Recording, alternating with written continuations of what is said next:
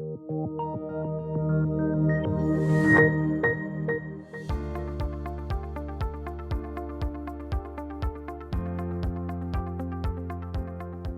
and welcome to the C-Suite at the Open Video series with TMX Group. I am Omar Kafege, a client success specialist based in Toronto, and joining me today is James Howard-Tripp, the CEO of StageZero Life Sciences. Hello and thanks for joining us, James. Hi Omar, you're very welcome. James, can you tell us a little bit more about StageZero and what you do? Yes, we're a molecular diagnostic company focused into early cancer detection. And essentially what it is mRNA gene expression off of a whole sample of blood. And we will tell you across a range of cancers whether you have cancer today or not. And James, can you tell us how were your business operations impacted by COVID-19 and how were you able to adapt to these changes? Yeah, COVID-19 has turned the entire world on its head. I think our view is that there was life up until December 2019, and then everything changed. So the entire world is different. A very big focus on this has been how people interact. For example, up to 90% of physician practices are closed. Patients are at home. Patients need physicians, physicians need the patients, they need blood draw, they need to get tested. We're all concerned that there'll be a sudden rise in cancer cases post this because everything has been slowed down. The only way that you bring those pieces together is you need telehealth. A very important part on our side, about 2 years ago, we decided this is where medicine was going anyway. And so we started to build out this entire network. And so we're now just hugely in demand. One, because of the products that we have, but also because of the systems and expertise we have in place and how it works. So we're growing like in leaps and bounds. And James, I know that StageZero is involved in the PCR testing space. Can you talk to us about what are some of the complexities that are involved with PCR testing? Yeah, that's a great question. PCR testing, PCR is really looking at the nucleic acid in the virus. And so what we do is we go and look for it with very sort of highly complex science.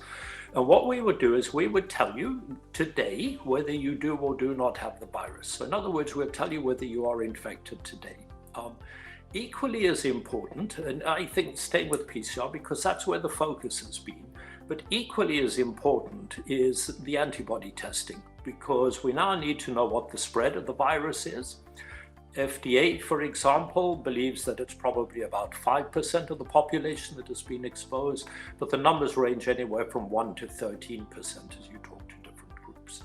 And so what we need to do is know, one, who's been exposed. Two, we need to know who has developed antibodies to it. And why is that important? Two reasons. One, if you have antibodies, there's the belief that you likely have immunity. And the way to think about that is if we're developing vaccines, vaccines are entirely about generating antibodies to the disease. So therefore, it's a similar process as we go. We will find out exactly how good all of that is as time goes on, but that's the starting point. The second is that people that have the antibodies, if we believe that it will give them a degree of immunity, can be the ones that go to the front of the queue in terms of the customer-facing side. Those that test negative have to still continue to be extremely careful. And so it actually allows to at least begin to give us a strategy as we start to open this up. And if I take it one further step, we're currently working with a city in the US as we're helping them open up economically. And the initial approach has been to test their first responders, the firefighters, the police, all the way through to the parks guys, for example. And then we're going to go to the rest of the office staff, and then we're going to begin to move out into the city itself. The businesses need to know who to put there. If you're dining at a restaurant, wouldn't you like to know that the person serving you is safe? They either need to be negative or they need to be positive. We all need to know that. And so I think it's beginning that aspect.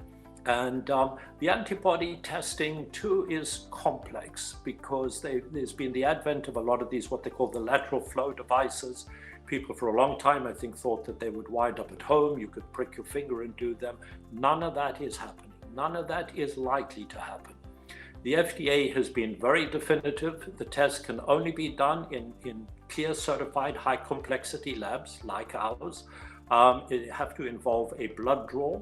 If you get a negative, the negative is there with about 99% certainty. If you get a positive, you actually need to do two tests. You need a confirmatory test to show. That is because the incidence of the disease is very low. So you do two tests, you get two positives. Now with about 99% certainty, we can say you have the antibodies. Now you can make the relevant decisions going forward. And so way more complicated than people actually think it is. Way more specific, much greater need for accuracy than I think people have believed. Now, when you're talking with investors, how do you describe StageZero as an attractive investment proposition? Well, in a strange way, this is turning out to be a very interesting year for us.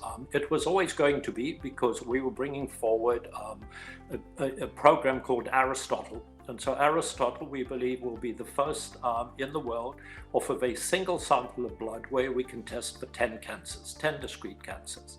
And what we're particularly pleased about is it has a very strong female panel. 9 of the cancers drive into the female side.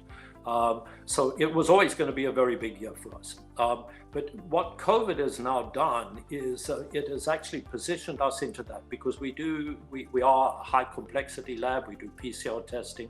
A lot of these are naturals. And I think the thing that is astounding at the moment is the need for this. If you look at what people are talking about in the US in order to open up properly, it's anywhere from 3 to 30 million tests a day. Right now, we're not even doing 1 million tests a day. In fact, we're doing hundreds of thousands. So have to scale up. You've got 340 million people as a population. Ideally, you're not just testing them, you're testing them multiple times. And so right now, the issue is not really finding customers. The issue is being able to scale the lab and to deliver in large volumes. And you know, in a given year, 100,000 tests for a lab like ours would be a large number of tests to do. Would make you a pretty major lab. I think, as we announced a little earlier, we're well north of that in terms of the initial orders just around the COVID testing. So it's all about meeting the need and all about scaling up and being accurate. Well, thank you very much, James, for all of your insights today. And I hope that you stay safe and that you stay well. Thank you. You too. Wash your hands.